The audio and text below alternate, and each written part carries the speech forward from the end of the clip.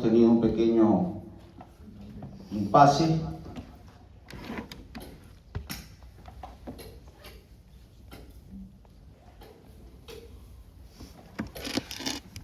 Vamos a tratar de avanzar lo más rápido posible.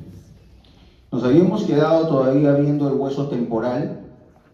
Habíamos visto ya la porción escamosa, la porción mastoidea, y ahora estábamos viendo el peñasco, ¿no? Y nos quedó pendiente la cara antero-inferior, también llamada cara timpánica. Vamos a poner modo presentación.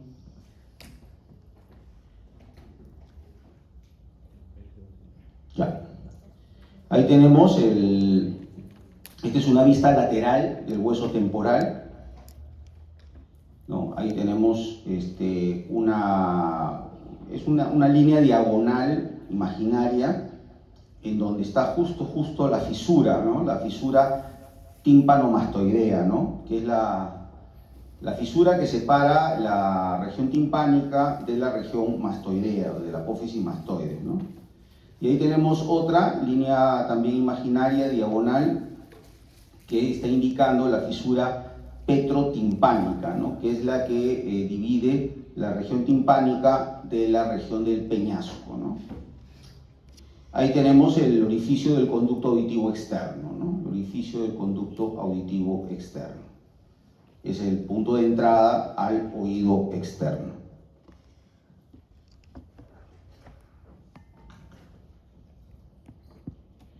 Ahí tenemos la espina suprameática de Henle. Es una espina que hay ahí, es prominente, ¿no? Es pequeña, pero sí es prominente, es notoria, que está justamente en la parte posterior del orificio del conducto auditivo externo.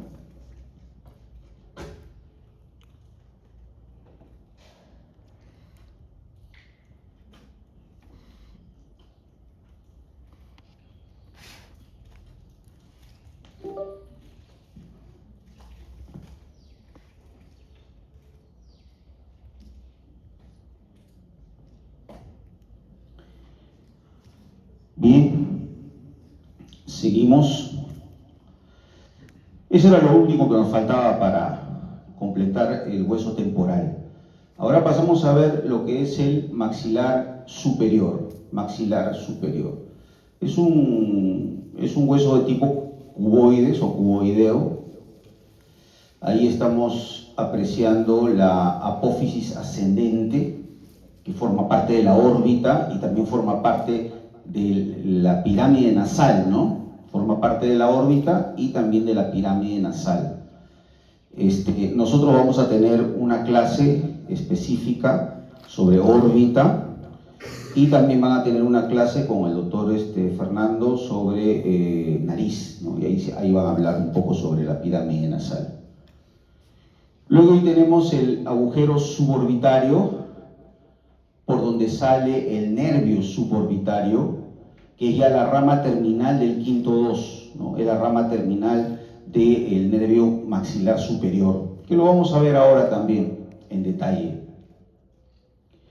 Ahí tenemos la escotadura nasal, es justamente donde se articulan los cartílagos que forman el ala de la nariz.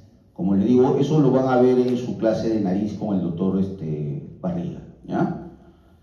Ahí tenemos la espina nasal anterior, es parte del maxilar superior, y ahí tenemos la apófisis piramidal, ¿no es cierto? La apófisis piramidal, que es el punto en donde el maxilar superior se articula con el malar, ¿no? El malar es el pómulo, ¿no? Creo que todos podemos palparnos el pómulo. Bueno, ahí está, esa es la apófisis piramidal, repito, se articula con el malar. Ahí tenemos la tuberosidad.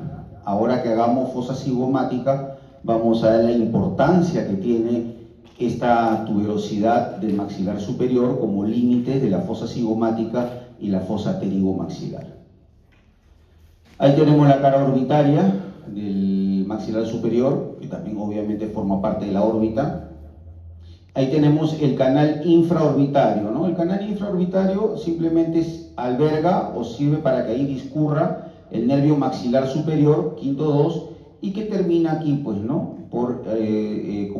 Termina como la rama terminal, el nervio suborbitario, que sale por aquí, por el agujerito suborbitario. Ahora lo vamos a ver en otras imágenes más claras.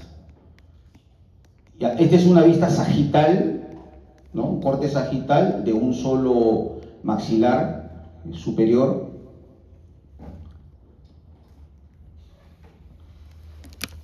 Ahí tenemos la zona articular con los huesos propios de la nariz, o también llamados huesos nasales. Eso lo van a ver, como les repito, en la clase que haga sobre nariz. Ahí tienen el seno, es el orificio para el seno maxilar superior. Recordemos que ya yo había aclarado que cuando se trata de huesos, seno significa que son cavidades, ¿no? Cavidades que están llenas de aire, ¿no? Cavidades neumáticas. Ahí tenemos la apófisis palatina del maxilar superior, que forma parte del paladar, ¿no? El paladar duro de la boca, ¿no? De la región de la boca. Ahí tenemos el conducto palatino anterior o conducto incisivo. Por ahí vamos a ver que también va a discurrir un nervio, ¿no? Rama del quinto 2. Ahora lo vamos a ver cuando hagamos la siguiente presentación. Ahí están las dos apófisis palatinas, ya están juntas, formando el paladar óseo, ¿no? Lo único que faltaría aquí, es los huesos palatinos, ¿no? O sea, el paladar óseo está conformado por las dos apófisis palatinas del maxilar superior y los dos huesos palatinos. Bien, pasamos a ver el etmoides. El etmoides es un hueso impar que forma parte de la región de la nariz, y también forma parte del piso anterior de la base del cráneo. ¿Ok? Ahí tenemos la apófisis cristagalli o cresta de gallo, que la podemos observar en cualquier base de cráneo. Seguro que ustedes ya la han visto en el anfiteatro. Ahí tenemos la lámina papirácea, ¿no? Que es de donde se van a desprender los cornetes, ¿no? El cornete superior y el medio, ¿no? Esta es una apófisis que es parte del cornete medio, que es la apófisis unciforme. Acá, bueno, aprovechando que está la diapositiva aquí, esta es la lámina vertical, ¿no? Lámina vertical o lámina perpendicular del etmoides, que forma parte del tabique nasal. Forma parte del tabique nasal. Ahí está, lámina vertical. También se le puede decir lámina perpendicular. Y, repito, forma parte del tabique nasal. Ahí tenemos la lámina cribosa del etmoides.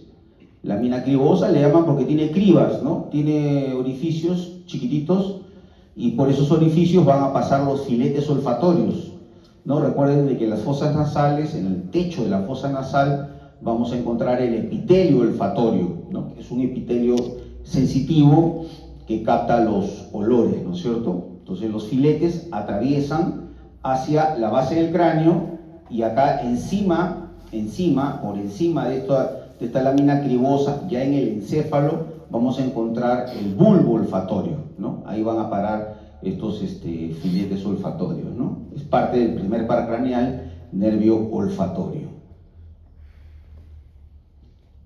Bueno, esto lo van a ver ustedes con el doctor Barriga cuando hagan nariz, ¿no? Vamos a pasar esto porque sería redundante hablar sobre este tema, porque ustedes lo van a ver después. Esto también, este es parte del tabique, ¿no? Cartílago cuadrangular. Este es el vómer, hueso impar también, y la lámina vertical del etmoides. Esta es la mandíbula. El maxilar inferior es el único hueso móvil de la cabeza. Ahí tenemos la sínfisis del maxilar inferior. Ahí tenemos la eminencia mentoniana, ¿no? Son dos, una a cada lado. Y ahí tenemos el agujero mentoniano, ¿no? Por donde sale la rama terminal del quinto 3, ¿no? La rama terminal del quinto 3, ahí sale por el agujero mentoniano, que es la rama mentoniana, ¿no? Del quinto 3 o maxilar inferior. Ahí tenemos la línea oblicua externa, mismo huesito. Ahí tenemos la escotadura sigmoidea. Por esa escotadura va a ingresar una arteria que vamos a ver después, que es una rama de la maxilar interna, es la maceterina. Por ahí se va a meter, va a salir de la fosa cigomática por ahí para llegar al músculo macetero, ¿no? Escotadura sigmoidea. Ahí tenemos el cóndilo, ¿no? Y forma pues la articulación temporomandibular o temporomaxilar, ¿no? En una clase también, cuando hagan músculos masticatorios, el doctor Barriga va a hablar sobre ese tema de la articulación temporomandibular. Es una articulación condílea, ¿no? Ahí tenemos la apófisis coronoides, ¿no? Del maxilar inferior. Ahí tenemos el orificio dentario, ¿no? Por el orificio dentario va a ingresar el nervio dentario inferior. También le llaman alveolar, ¿no? Cuando ustedes lean alveolar o lean dentario, dependiendo de la bibliografía, es lo mismo, ¿no? Por ahí va a ingresar, repito, el nervio dentario inferior o alveolar inferior, rama también del quinto 3, nervio maxilar inferior. Esa es la famosa espina de Spix. Y ahí tenemos el canal miloioideo para el músculo del mismo nombre, ¿no? Para el músculo miloioideo, aquel músculo que forma parte del piso de la boca. Recordemos un poquito, el músculo miloioideo es uno de los tantos músculos supraioideos, ¿no? Y que forma parte del piso de la boca, tema que ustedes ya vieron. Esta es una vista de la mandíbula, pero por dentro, ¿no? Por dentro. Ahí ven ustedes la línea oblicua interna. Ahí ven las apófisis geni, que son 4 apófisis geni para 4 músculos, ¿no? Los genioideos y los genioglosos, ¿no? Son 4 músculos geni. Ahí tenemos la fosa sublingual para la glándula sublingual y ahí tenemos la fosa submaxilar para la glándula submaxilar, glándulas salivales por si acaso.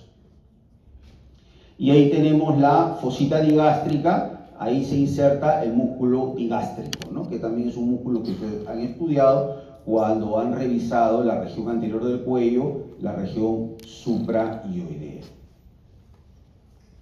Muy bien, pasamos a ver lo que es base de cráneo.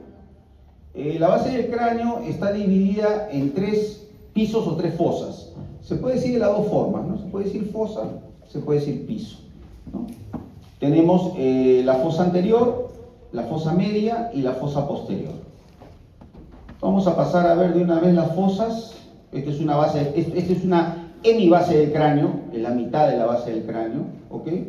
Y ahí están, miren los límites, ¿no? Fosa anterior o piso anterior, fosa media o piso medio, fosa posterior o piso posterior. Miren ustedes, las alas menores son las que van a determinar, ¿no es cierto?, el límite de la fosa anterior con respecto a la fosa media. Y el peñasco, ¿no?, este borde superior del peñasco es el que va a determinar el límite entre la fosa media y la fosa posterior. ¿Ok? Bien. Tenemos la misma base de cráneo, pero ya con los colorcitos propios de los huesos, ¿no es cierto? Ahí para orientarnos un poquito mejor. Esa es la apófisis cristalalis, si recordamos un poquito, ¿cierto? ¿Sí? Ajá, ¿eso qué cosa es? Lámina clivosa, ajá, del etmoide, correcto, muy bien. Ajá, ese orificio amplio, ¿qué cosa es? Hendidura esfenoidal. ¿Qué pasa por la hendidura esfenoidal? Los óculos motores, pues, ¿no es cierto? Tercero, cuarto, sexto y el quinto 1, ¿no es cierto? Y el quinto 1. Perfecto, muy bien. Disculpa. Las venas oftálmicas, muy bien. Ahí tenemos el surco ¿para quién? El surco para el quiasma óptico, ¿no es cierto? Perfecto, muy bien, está en el hueso esfenoides. Ahí tenemos, ¿cómo se llama ese agujero? Es el agujero rasgado anterior, ¿no es cierto? Agujero rasgado anterior, muy bien. Ese agujero, ¿cómo se llama? Ese es el agujero rasgado posterior, ¿no es cierto? Que está entre el temporal y el occipital. ¿Qué pasa por el agujero rasgado posterior? ¿Qué pares craneales pasan por ahí? El glosofaringio, el vago y el espinal, ¿no es cierto? 9, 10 y 11. Y ahí nace justamente ¿qué vena? La vena yugular interna, ¿no es cierto? Cuando sale el encéfalo, el seno lateral o seno transverso se transforma, cambia de nombre a vena yugular interna, que es la que recoge toda la sangre venosa pues del encéfalo, ¿no? Bueno, ¿qué es eso? Agujero occipital, agujero magno, ¿no es cierto? ¿Quién pasa por ahí? La médula espinal. No se olviden de las arterias vertebrales que van a formar pues el tronco basilar, ¿no? No se olviden de otros detalles importantes también. Ese es el surco ¿para quién? Justo para el seno transverso, seno lateral, pues, ¿no es cierto? Lo que le estaba comentando. Perfecto. La misma base del cráneo, no hemos cambiado de incidencia. Ese viene a ser el techo de la cavidad orbitaria. Ahí se notan muy bien las eminencias mamilares, ¿no? Característica. ¿Cómo se llama ese agujerito? Que está en las alas menores, debajo de las alas menores del esfenoides. Agujero óptico, ¿no es cierto? ¿Quién pasa por el agujero óptico? El nervio óptico, o sea, el segundo par craneal, y la arteria oftámica, no se olviden de la arteria oftámica. Ese agujero, ¿cómo se llama? ¿Qué agujero es ese? Redondo mayor. ¿Quién pasa por el redondo mayor? No. Redondo mayor. Quinto 2, perfecto. Quinto 2, muy bien. Maxilar superior. Silla turca, ¿no? ¿Cierto? ¿Sí? Silla turca. ¿Quién se aloja en la silla turca? La glándula hipófisis o pituitaria, ¿no es cierto? Ese agujero, el más amplio, ¿cómo se llama? Agujero oval. ¿Quién pasa por ahí? Quinto 3. Quinto 3, ¿no es cierto? Quinto 3 o nervio maxilar inferior. ¿Y ese agujerito cómo se llama? Redondo menor. ¿Quién pasa por ahí? La arteria meningia media, ¿no? La arteria meningia media. Perfecto. ¿Cómo se llama? En la cara cerebelosa del peñasco del temporal hay un agujero ahí, ¿no es cierto? Es el agujero de ¿quién? Le llaman conducto, ¿no? Pero hay que decir agujero del conducto, ¿qué más? Auditivo interno, ¿no es cierto? Es el agujero del conducto auditivo interno. Por ahí pasan dos pares craneales, ¿no? ¿Quiénes son? Séptimo facial, octavo auditivo, ¿cierto? Ahí tenemos los agujeros que están en el occipital, tenemos el condilio anterior, por ahí pasa el 12º par, y el canal basilar, pues, ¿no? Ese es el canal basilar por donde descansa o se posa ahí el tronco encefálico, ¿no? Canal basilar. Ahí tenemos la cresta occipital interna, ahí hay un seno occipital muy chiquito, muy delgadito, y ahí tenemos la confluencia de los senos, también llamada como prensa de erófilo, ¿no es cierto? Prensa de erófilo o zona de confluencia de los senos, ¿no? Está ubicada ahí, eso se llama protuberancia occipital interna, ¿no? O también, como lo repito, zona de confluencia de los senos. Muy bien. Esta es la base del cráneo, pero una vista inferior, pero ya por fuera del cráneo. Ya no estamos viendo el interior del encéfalo, sino estamos fuera ya del encéfalo, ¿no? Pero vista inferior. Ahí tenemos el agujero palatino anterior, o también llamado incisivo anterior. Ahí tenemos un agujerito que es el agujero palatino posterior, que está ubicado entre la apófisis palatina del maxilar superior y el hueso palatino. Bueno, esos son los huesos palatinos, los que completaban, o los que completan, mejor dicho, el paladar óseo, ¿no? El paladar óseo. Esos son los orificios de las coanas, ¿no? Esta es prácticamente la comunicación, esta es la comunicación de las fosas nasales con la nasofaringe, ¿no? Ahí tenemos el vómer, parte del tabique nasal. Ahí tenemos el agujero, viene a ser ese el condilio anterior, perdón, el rasgado anterior, agujero rasgado anterior, no condilio, rasgado anterior. Ahí tenemos el agujero carotido externo, que es por donde ingresa qué arteria al encéfalo, la arteria carótida interna, ¿no es cierto? La arteria carótida interna, muy bien. Ahí tenemos la fosa yugular, que es donde prácticamente se aloja la vena yugular interna una vez que sale del encéfalo, ¿no? Y ya después desciende por todo el cuello, pues, ¿no? Formando el paquete vasculo nervioso del cuello. Ahí tenemos el agujero condilio posterior, que es inconstante y por ahí no atraviesa ninguna estructura importante. Ahí tenemos el agujero estilomastoideo. ¿Quién sale por ahí, por ese agujero estilomastoideo? El séptimo par, ¿no? El séptimo par facial. Ahí tenemos la fosa mandibular o cavidad glenoidea del temporal, se puede decir de las dos formas, ¿no? Eso es lo que con el cóndilo va a formar la ATM, ¿no? La articulación temporomaxilar o temporomandibular, que es una articulación condilia y que permite el movimiento de la mandíbula, ¿no? Del maxilar inferior, para la masticación. Ese es el orificio del conducto auditivo externo. Y listo. Eso fue lo que quedaba pendiente de la clase que tuvimos hace 2 semanas. Recordemos que la semana pasada no tuvimos clases por el tema de la Semana Santa, ¿no? Muy bien, entonces ahora, sin perder más tiempo, vamos a salir de esta presentación y vamos a ingresar a la presentación que corresponde esta semana, que es la fosa cigomática y pterigomaxilar. Miren que cuando hagamos estas fosas, cigomática y pterigomaxilar, vamos a tocar mucho de los conceptos que hemos visto en la primera presentación, ¿ok? Sobre todo la parte ósea.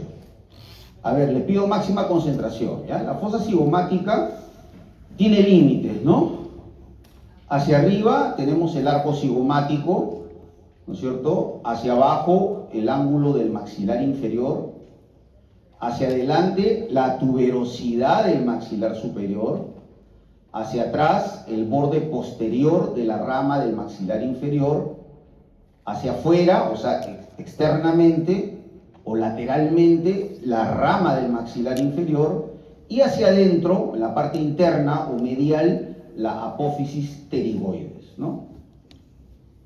Ahí está, miren, vamos a hacer aparecer los límites. Ajá.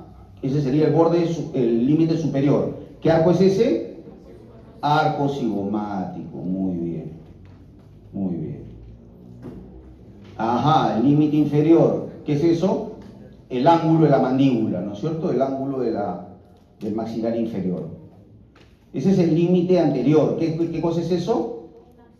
La tuberosidad del maxilar superior, correcto. Ajá, el límite posterior, ¿qué es eso? El borde posterior de la rama del maxilar inferior, ¿no es cierto? Perfecto. Ya, entonces ahí ya tengo ya la puerta de entrada a la fosa cigomática. Entonces, para yo poder entrar a la fosa cigomática, yo sé que la mayoría de las fosas cigomáticas que hay en el anfiteatro ya son fosas cigomáticas que han sido trabajadas, ¿ok? Pero si yo tengo una cabeza completita, yo tengo que hacer con un cincel, hacer un corte aquí y un corte así, ¿no? En L. Sacar la rama del maxilar inferior, sacar la rama para poder tener acceso a la fosa cigomática. Inicialmente no voy a encontrar nada. Bueno, sí, voy a encontrar muchas cosas, ¿no? Pero es un decir, no voy a encontrar nada. ¿Por qué? porque lo que voy a observar son músculos. ¿Qué músculos? Los pterigoideos, ¿no? Tanto el interno o medial o el externo lateral. Y esos músculos, lamentablemente, estoy describiendo cómo sería un proceso de disección, ¿ya? Lamentablemente esos músculos yo los tengo que ir sacando así de pedacitos, de pedacito en pedacito, para poder identificar básicamente tres elementos. ¿Cuáles son los tres elementos? La arteria maxilar interna, el quinto 3, o sea, nervio maxilar inferior, y el quinto 2, nervio maxilar superior. ¿Ok? Así de sencillo. ¿Ok? Bien. Bueno, ese es el límite lateral o externo, que es la rama, pues, la rama del maxilar inferior. Muy bien, ¿y este otro límite cuál es? El límite interno o medial, que son las apófisis pterigoides, ¿no? La cara lateral de la lámina lateral de las apófisis pterigoides. Entonces ya acá está la fosa, ¿no? Esto ya que ustedes ven acá, esto ya es la fosa cigomática, ¿no? Y eso es lo que vamos a estudiar ahora, el contenido de esta fosa cigomática. ¿Está? Contenido. Músculos pterigoideos, como les digo, esos músculos ustedes los van a ver en la clase de músculo de la masticación. Ahí no nos vamos a meter. Lo que sí vamos a ver ahora es la arteria maxilar interna y el nervio maxilar inferior. ¿Por qué digo maxilar interna y solamente maxilar inferior? Porque son los que ocupan realmente la fosa cigomática. Ustedes me dirán, ¿y el nervio maxilar superior? No, está más profundo. Está en la misma fosa, es la continuidad de ese hueco, pero es ya el final, es lo más profundo que hay. Esa fosa es la pterigomaxilar, ¿no es cierto? Y lo vamos a ver ya al final de esta clase. Bien, arteria maxilar interna. Ustedes saben que ¿cómo se llama? La arteria carótida, la carótida externa, cuando llega más o menos al nivel de la articulación temporomandibular, se divide en dos, ¿no? Maxilar interna y la temporal superficial, ¿no es cierto? Entonces ahora vamos a ver la maxilar interna. En realidad yo considero la bibliografía francesa, ¿no? Yo me ciño a las 15 ramas que hay, ¿no? 14 colaterales y una terminal. Y eso es lo que vamos a revisar el día de hoy, ¿no? Vamos a ver las primeras 5, que son las ramas ascendentes. Ascendentes quiere decir que son ramas que van hacia arriba. Si yo veo la arteria maxilar interna es una arteria sinuosa, ¿no? Si lo han visto en el anfiteatro, van a ver que es una arteria así, que tiene ondas, ¿no? Y algunas arteritas se van para arriba, que son superiores o ascendentes, unas que van para abajo, que son las descendentes, unas que van hacia adelante, que son anteriores, y unas que van hacia atrás, que son posteriores, ¿no?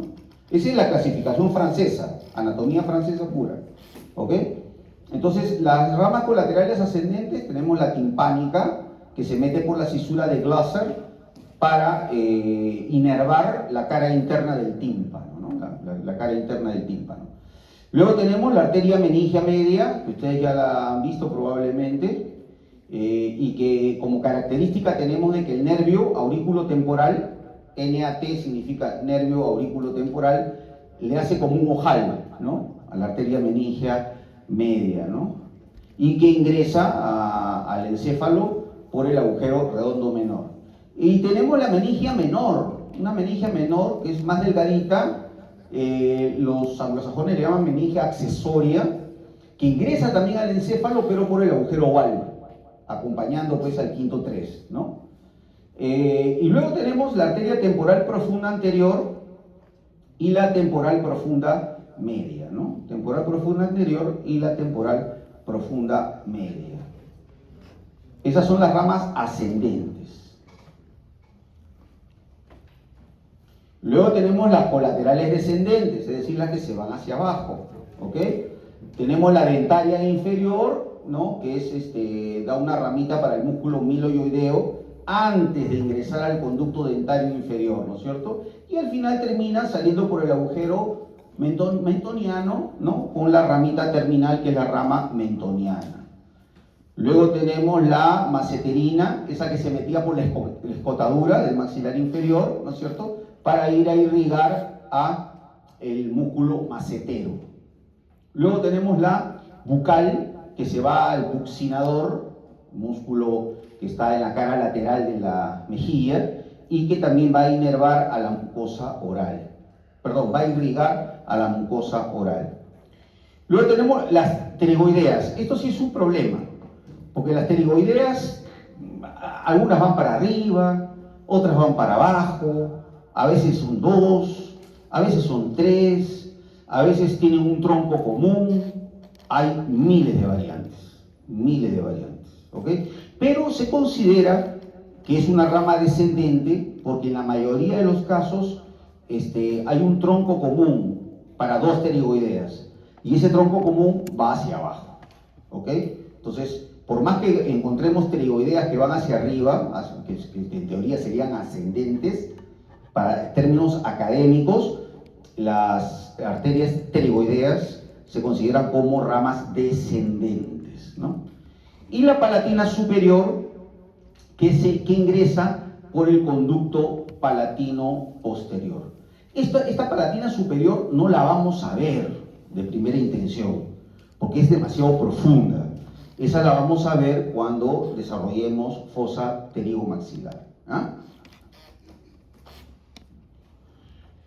Luego tenemos las colaterales anteriores, las que van hacia adelante, ¿no? Esas sí son claritas, ¿no? La alveolar, que se va a los conductos dentarios posteriores del maxilar superior, se van hasta los alveolos, le da inervación sensitiva, y la suborbitaria, ¿no? La suborbitaria ingresa por la hendidura esfenomaxilar, ¿no es cierto?, por el conducto infraorbitario y nos da un ramo orbitario y un ramo dentario anterior, ¿ya?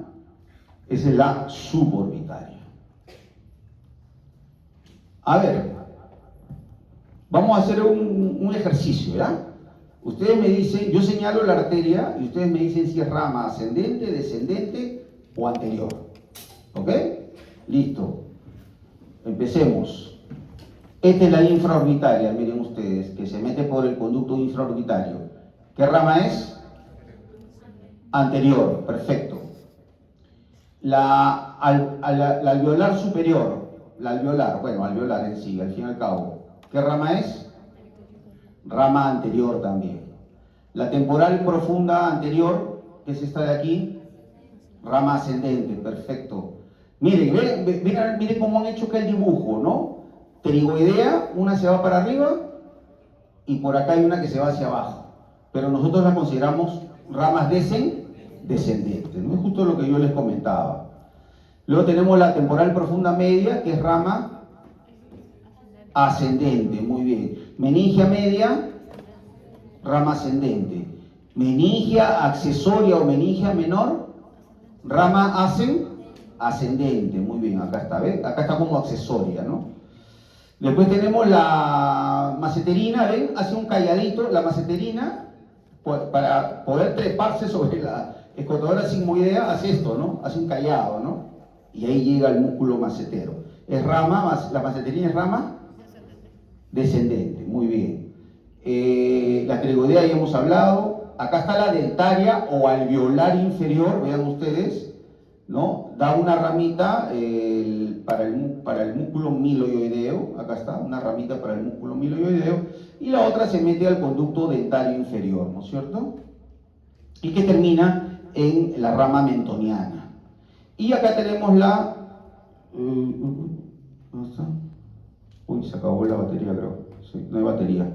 Acá tenemos la rama bucal, ¿no es cierto?, que se va al buccinador y a la mucosa de la cara interna de la mejilla. Esa rama es ascendente, descendente, anterior o posterior. O es anterior, ¿ya? Muy bien. Ah, no, perdón, descendente, ¿no? Sí, estaba como descendente, sí, descendente la consideramos, correcto, tienen razón. Bien, y esto no funciona, qué desastre.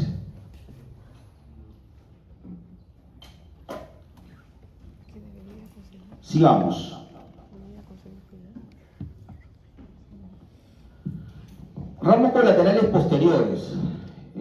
estamos todavía en maxilar interna, tenemos la vidiana, que se mete por el conducto vidiano y que va a la faringe, a la parte posterior de la faringe, y tenemos la pterygo-palatina, que se mete por el conducto pterygo-palatino y que se va también a la parte superior de la faringe. Estas arterias no las vamos a ver en fosa cigomática, pues son muy profundas. Cuando lleguemos a fosa pterygomaxilar, ahí recién las vamos a ver, ¿ya? Las mencionamos simplemente, ¿no? ¿Ya? ¿Cuántas arterias van hasta ahora? No. Son... no, están, a ver, son 5, 5... 14. Claro, sí, 14, ¿no? 5, 5, 2, 2, ¿no es cierto? 5, 5, 2, 2, perfecto, 14. Entonces nos falta una, que es la terminal. ¿Cómo se llama? Esfenopalatina, ¿no? Que tampoco la vamos a ver en fosa cigomática, porque es la más profunda de todas, ¿no es cierto? Se mete por el agujero esfenopalatino y va a irrigar las paredes de la cavidad nasal, los cornetes, los meatos, los senos frontal, maxilar superior y el tabique nasal. O sea, prácticamente todo lo que es fosas nasales es irrigada por esta arteria esfenopalatina. Entonces vean ustedes, ¿no? Como una arteria que nace en una región superficial de la cara, ¿no es cierto?, que está a la altura de la articulación temporomandibular, como la maxilar interna, se va metiendo por la fosa cigomática, se mete por la fosa pterygomaxilar y termina hasta la parte central del cráneo para irrigar todo lo que son tabique nasal, cornete, fosas nasales, ¿no? Eso es lo interesante de esta arteria, ¿no? Es un detalle anatómico muy curioso, por decirlo de alguna manera, ¿no?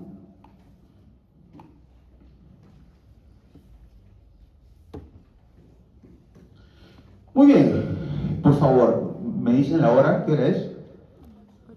8:23. Ya, ok, perfecto, gracias. Vamos a ver ahora el nervio maxilar inferior, quinto 3, ¿no? Es el nervio más grueso, ¿no? El mayor ramo del trigémino.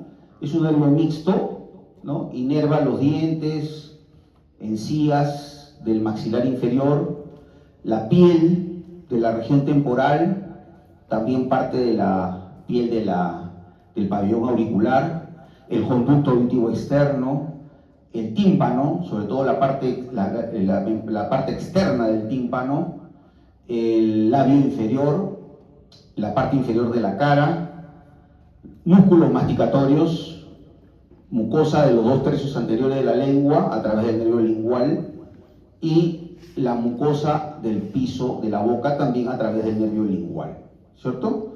O sea, tiene una distribución bastante importante en la parte inferior de la cara. Entonces acá sí yo le pediría concentración.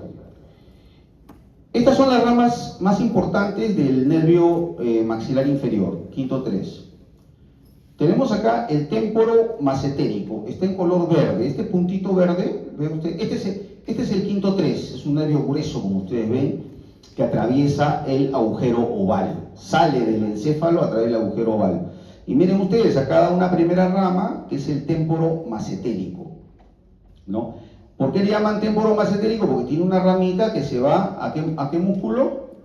Al macetero, y da una rama que es el temporal profundo medio. Algunas bibliografías a este le llaman temporal profundo medio y algunas bibliografías le llaman temporal profundo posterior. Nosotros vamos a llamarlo temporal profundo medio, ¿ok? Temporal profundo medio, ¿ok? Luego miren, en rojo tenemos el témporo bucal, ¿no es cierto? Que me va a dar una rama bucal que va a la mejilla, a la boca, y me va a dar una rama que es el temporal profundo anterior,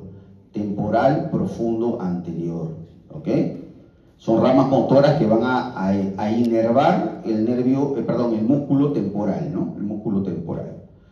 Luego tenemos el lingual, vean ustedes, acá está el lingual, esta es la ramita del lingual, que está en color violeta, que se va a la mucosa de la lengua, le va a dar inervación sensitiva, y también se va a ir a la mucosa del piso de la boca, le va a dar inervación sensitiva. Con el respecto a este nervio lingual, hay un detalle anatómico importante. Vean ustedes acá hay una rama anastomótica, vean ustedes. Es una ramita que está viniendo por acá y se une al lingual. ¿Cómo se llama esa ramita? Ese nerviecito que se está uniendo al nervio lingual, ahí se ve claramente en el dibujo. Esa es la cuerda del tímpano, la cuerda del tímpano. ¿Rama de quién es la cuerda del tímpano? Rama del facial, es rama del facial. O sea, es una anastomosis entre el facial y el nervio maxilar inferior. Y estos nervios que vienen por la cuerda del tímpano le va a dar sensibilidad del gusto a los 2/3 de la lengua, a los 2/3 anteriores de la lengua, anteriores. Es decir, cuando yo degusto los sabores con los 2/3 anteriores de la lengua, eso lo hago a través de la cuerda del tímpano. Pero cuando yo me quemo la lengua, ¿ok?, el dolor lo siento a través del nervio lingual.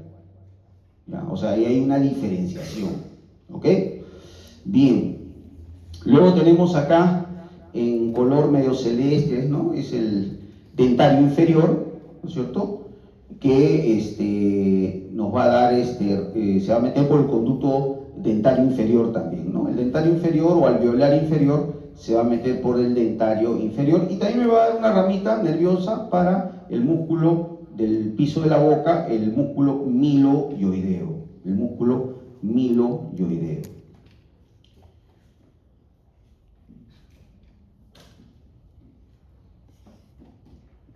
Bien, ustedes van a ver a través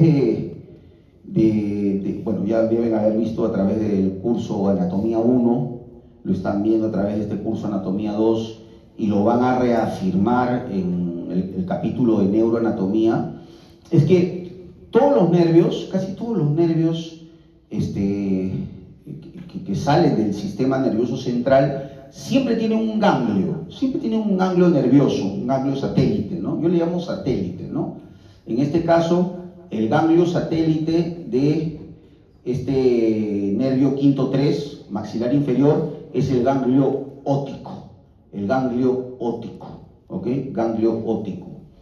Y todo ganglio tiene ramas que llegan, es decir, ramas aferentes, y tienen ramas que salen, ramas eferentes, ¿ok? Las que llegan normalmente llegan de otras estructuras nerviosas que están distantes, y las que salen llegan a estructuras directamente que van a ejecutar ciertas funciones, van a inervar, ya sean sensitivas, ya sean simpáticas, parasimpáticas o motoras, ¿ok? Entonces aquí estamos viendo en la fosa cigomática, ojo, seguimos en la fosa cigomática, justamente el ganglio óptico. Las ramas aferentes son una raíz motora del facial que llega a través del nervio petroso superficial menor. Entonces acá tenemos, miren, esta es la rama del facial que está llegando acá justamente al ganglio óptico. Vean ustedes, acá está el quinto 3, el maxilar inferior, y al costadito nada más está su ganglio satélite, ¿ok? Es como si fuera parte del nervio, ¿ok? Y está llegando también una raíz sensitiva, que acá no se ve lamentablemente, una raíz sensitiva que proviene del nervio glosofaringio, que es el nervio petroso profundo menor, ¿ok? Entonces tenemos una raíz motora que proviene del facial, una raíz sensitiva que proviene del nervio glosofaringio, y una raíz simpática, es muy delgadita, que ahí tampoco figura, que procede del plexo simpático de la arteria meningia, ¿no? Muy bien. Entonces llega una rama sensitiva, llega una rama motora y llega una rama simpática. Muy bien. Entonces, de ahí, de este ganglio, van a salir nervios ya directamente a cumplir ciertas funciones importantes. Y esas son las ramas eferentes del ganglio óptico. Tenemos, por ejemplo, la rama motora para el pterigoideo interno. Acá está. La rama motora para el pterigoideo interno, ¿no? Que es esta de acá, esta de acá. Rama motora para el pterigoideo interno. Ese es el músculo pterigoideo interno. Luego tenemos la rama motora para el peristafilino externo, que es esta de acá. Rama motora para el peristafilino externo. Después tenemos una rama motora para el músculo del martillo, vean ustedes, esta de acá. Llega justamente al músculo del martillo que está en la caja del tímpano, en el oído medio. Y tenemos una rama sensitiva que va a inervar la caja del tímpano. ¿Ok?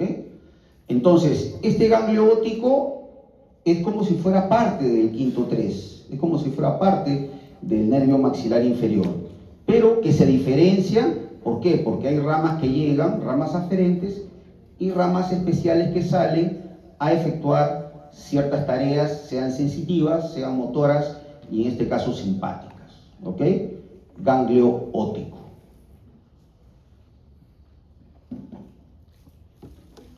Muy bien, entonces, con esto hemos revisado el contenido de la fosa cigomática. ¿Ok? Es decir, algunos ramos, la mayoría de los ramos de la maxilar interna y el quinto 3, el nervio maxilar inferior. Ahora vamos a ingresar un poquito más en la fosa y vamos a llegar a la fosa pterigomaxilar. Y ahí vamos a ver las ramas del quinto 2, nervio maxilar superior, y ya las ramas más profundas de la arteria maxilar interna. ¿Ok? Y eso es la fosa pterigomaxilar. Igual, tiene sus límites, igual que la fosa cigomática. Hacia adelante, el límite sigue siendo la tuberosidad del maxilar superior. Hacia atrás, la cara anterior, ya no la cara lateral, sino la cara anterior de las apófisis pterigoides. Hacia abajo, la unión de estos dos límites. Hacia arriba, la base del cráneo. En la parte más profunda, el hueso palatino. Y hacia la parte lateral o hacia afuera o externa, la fosa cigomática, ¿no? La comunicación con la fosa cigomática. Porque en realidad la fosa pterigomaxilar es una continuidad de la fosa cigomática en profundidad, ¿no? Este es el límite superior, la base del cráneo. Este es el límite anterior, la tuberosidad del maxilar superior. Este es el límite posterior, que es la cara anterior de las apófisis pterigoides. Y acá, esta es la unión de tanto la cara anterior como la cara posterior, ¿no? Es el límite inferior. ¿Ven ustedes? Ya la fosa cigomática, que era amplia, se hace más chiquita, ¿no es cierto? Se hace más pequeña. Pero es prácticamente la continuidad. ¿Qué vamos a encontrar en esta fosa pterigomaxilar? Vamos a encontrar la porción terminal de la arteria maxilar interna con las ramas más profundas y evidentemente la esfenopalatina, que es la terminal, el nervio maxilar superior, quinto 2, y su ganglio satélite. El ganglio satélite del quinto 2 es el ganglio esfenopalatino, ¿no? Algunos autores le han puesto también un nombre o un epónimo, que es el ganglio de Meckel, ¿no? Ganglio de Meckel, pero nosotros vamos a llamarlo esfenopalatino. ¿Ok? Bien. Ganglio satélite del quinto 2. ¿Cuáles son las ramas de la maxilar interna que podemos visualizar en la fosa pterigomaxilar? Por si acaso en las disecciones que se hacen a través de la fosa cigomática, estas ramas no se llegan a ver.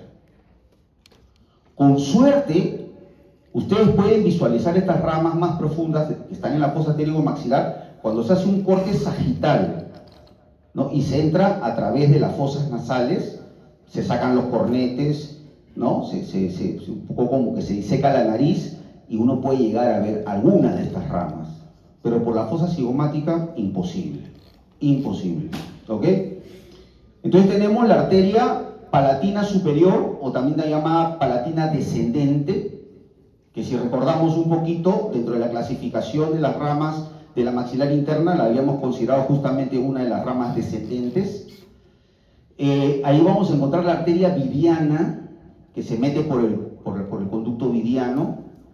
Vamos a encontrar la pterigopalatina y vamos a encontrar ya la terminal, ¿no es cierto? Que es la esfenopalatina, la última, la terminal, la que va a irrigar todo lo que son las fosas nasales, ¿no?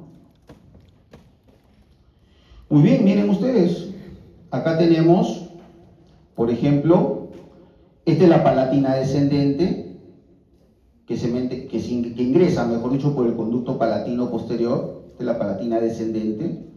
Acá tenemos la viriana, vean ustedes, que se mete por el conducto viriano, esta de acá, la arteria viriana. Después tenemos la pterigopalatina, que es esta de acá, la pterigopalatina, y terminamos con la esfenopalatina. Vean cómo la esfenopalatina ya es la última, a tal punto que inclusive le han puesto líneas punteadas, porque acá se pierde entre los huesos palatinos y ya emerge por aquí y vemos cómo irriga toda la mucosa de las fosas nasales, ¿no? Esa es la última, ya la esfenopalatina. Como les digo, en un corte sagital podemos apreciar algunas de estas arterias. Usualmente la que se ve es la palatina descendente, esta es la que se ve normalmente, ¿ya? La viriana también se puede apreciar a veces, las otras un poco más complicado. Muy bien, entonces ya hemos revisado las ramas arteriales últimas de la maxilar interna, y ahora vamos a ver el nervio maxilar superior. El nervio maxilar superior, a diferencia del quinto 3, es un nervio sensitivo, ¿no? Que nace del ganglio de Gasser entre los nervios oftálmico y maxilar inferior. Sale del cráneo por el agujero redondo mayor, sale del encéfalo, mejor dicho, atraviesa la fosa pterigomaxilar, ¿no? Y ingresa al canal suborbitario, después pasa al conducto suborbitario y sale por el agujero suborbitario, que es ya la parte terminal, ¿no? del quinto 2. En todo su trayecto da ramos colaterales, ¿no? El ramo meningio medio, que es intracraneal, ramo orbitario, ¿no? Que va pues ingresa a la órbita, ramos del ganglio esfenopalatino. Ojo, estos ramos del ganglio esfenopalatino son las ramas aferentes del ganglio esfenopalatino, que lo vamos a ver después. Luego tenemos los ramos dentarios posteriores, ustedes lo van a leer también como alveolares posteriores, ¿no? Que son entre 2 y 3.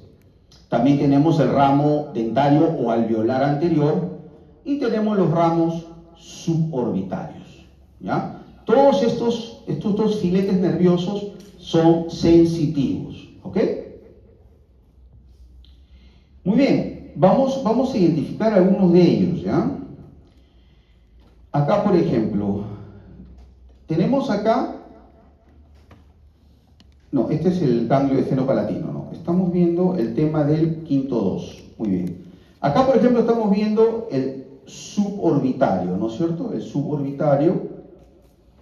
Estamos viendo el alveolar, este es el alveolar anterior, este de acá, vean ustedes cómo va a la parte anterior, dentario o alveolar anterior, ¿no es cierto?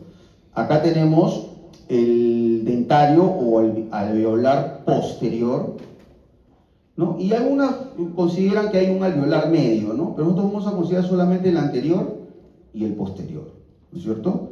Y este de acá, vean ustedes, este de acá, que es prácticamente el ramo directo del quinto 2, es el suborbitario o infraorbitario, que acá no está señalado, ¿ok?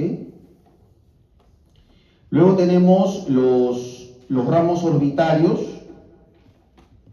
que están acá, ¿ven? Estos ramos se meten a la órbita, son los ramos orbitarios. Este sigue siendo el maxilar inferior, el quinto 2. Y acá tenemos el ganglio, su ganglio satélite, que es el esfenopalatino, el ganglio esfenopalatino, ¿ven? Como acá estas son las ramas aferentes, ¿ven?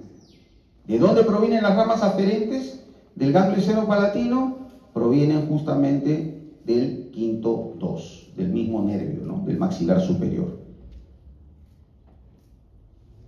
Esto es lo mismo, lo vamos a pasar, aunque acá este es interesante porque acá se ve, miren, la continuidad, ¿no? Quinto 2 se mete por el agujero, por el canal infraorbitario y sale por el agujero suborbitario, ¿no? Y le da pues ramas de sensibilidad a toda la parte de la cara, ¿no? Esta parte de la cara de acá, que tiene que ver con el malar, inclusive con la pirámide nasal, ¿no? Son ramas sensitivas.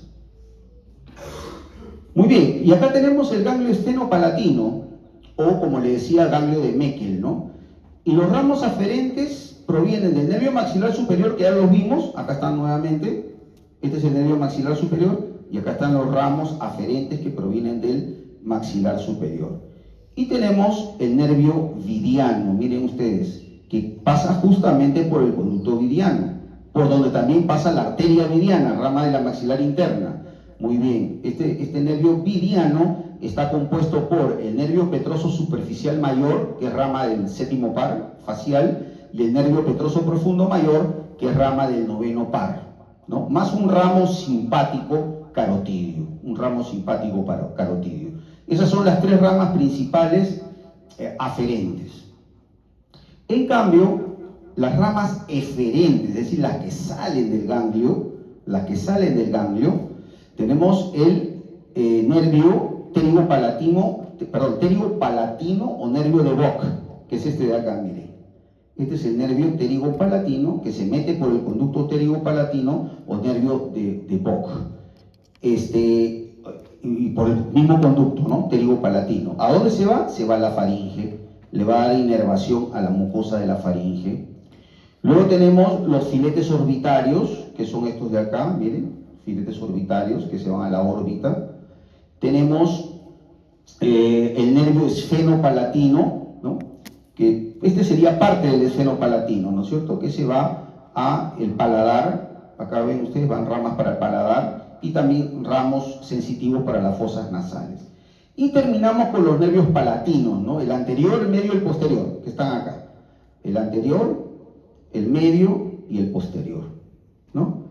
Es más, hay ramas para el peristafilino interno y para el palato estafilino, ¿no? Y se meten por el conducto palatino posterior. Miren cómo estas ramas sensitivas salen después por el agujero palatino posterior y se distribuyen en todo el paladar, ¿no? Tanto en la mucosa del paladar óseo como en la mucosa del paladar blando, ¿no? Mucosa del paladar blando. Y entonces de esa manera le da inervación sensitiva a las partes más profundas de la cara, ¿no? Sobre todo, porque esto es fundamentalmente región de la cara, ¿no? Bien.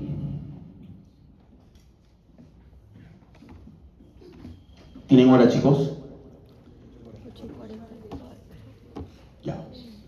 Muy bien. Vamos a recapitular un poquito. Creo que, si mal no me equivoco, creo que la subsiguiente semana ya es semana de parciales, ¿no? ¿Sí? ¿Correcto? Muy bien.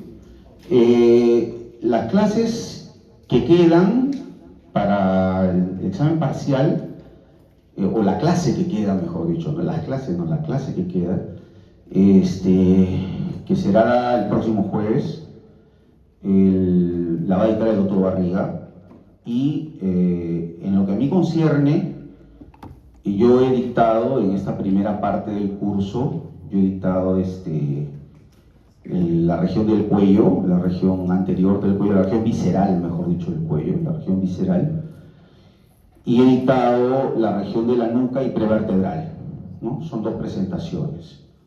Y después he dictado el huesos de la cabeza, ¿no es cierto? Que lo hemos terminado el día de hoy, y he dictado fosa cigomática y pterigomaxilar. Entonces, todas las preguntas teóricas de esas 4 presentaciones van a correr por mi cuenta, ¿ya? Las otras correrán por cuenta, pues, del doctor Fernando, ¿no? ¿Ya? Eso quería yo aclararles. Lo otro es las preguntas. Ustedes ya llevaron, pues, anatomía 1, obviamente. Las preguntas más o menos son... Lo que pasa es que en anatomía 2, lo que es cabeza y cuello, no se presta tanto para preguntas aplicadas como el miembro superior, miembro inferior, donde hablamos, pues, movimientos corporales, los músculos, qué músculos se activan, etc, etc, etc, ¿no? Acá no, acá probablemente hayan preguntas, ¿cómo se llama? Digamos, bajo un contexto clínico, pero muy pocas, la mayoría van a ser preguntas estrictamente de conocimiento, ¿no? Que es lo que más se aplica para esta parte de anatomía 2.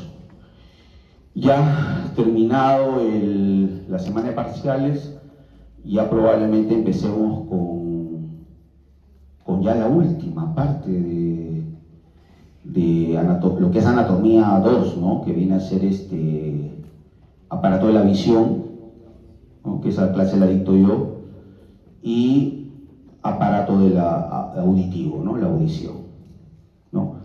Y con eso ya cerramos nosotros, porque después ya viene el doctor, ¿cómo se llama este doctor? Bueno, el doctor que enseña pues neuroanatomía, ¿no? Muy bien, chicos, entonces espero que tengan suerte en el examen parcial, que es la subsiguiente semana, como ya les dije. Aprovechen estos días para que vayan estudiando, para que no se les acumule mucho los contenidos. Por si acaso, a ver, ¿cómo se llama la chiquita? ¿Luciana, puede ser? Yo. No, la delegada, ¿sí? Hola. Luciana es, ¿no? Sí, doctor, acá. Ah, hola. Hola. Y ya le pasé estas dos últimas presentaciones, ¿ya? Para que ella lo comparta con todo el grupo y puedan ir estudiando, ¿ya? Así que no se olviden, chicos, este domingo tienen que ir a votar, tienen que cumplir también con su obligación cívica, ¿ya? Muy bien, listo, gracias, nos estamos viendo.